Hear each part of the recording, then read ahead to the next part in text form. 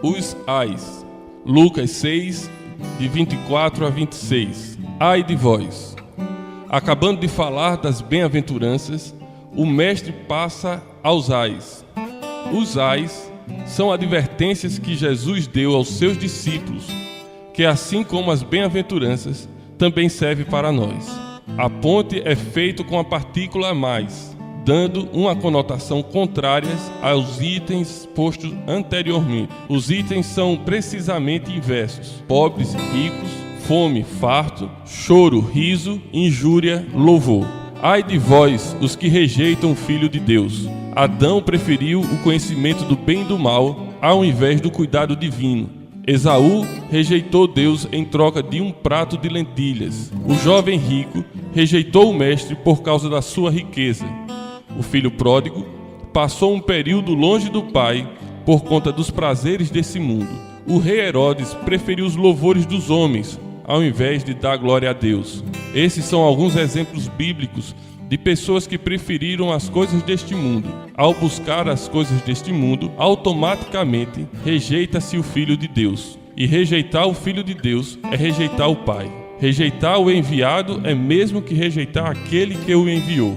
A verdadeira vitória não é ganhar o mundo. A verdadeira vitória é vencer o mundo. Para isso, Deus mandou seu Filho para vencer o mundo. Ai de vós, os ricos, os fartos, os risonhos e os louvados.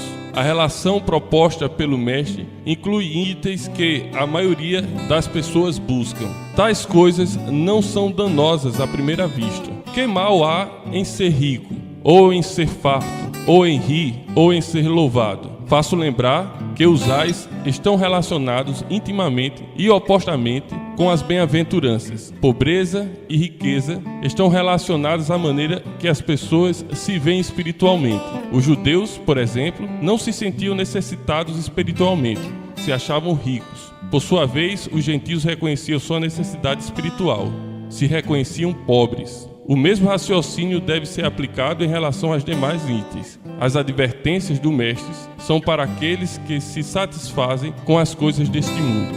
As recompensas não passam para a eternidade. Os ricos têm a sua consolação nesta vida. A fartura não é eterna. O riso é temporário.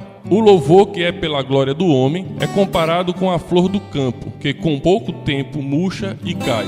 Já nos tempos de Jesus Cristo, o apego às coisas desse mundo era apontado como uma das principais barreiras ao comprometimento com o Mestre. Algumas passagens bíblicas ratificam essa verdade.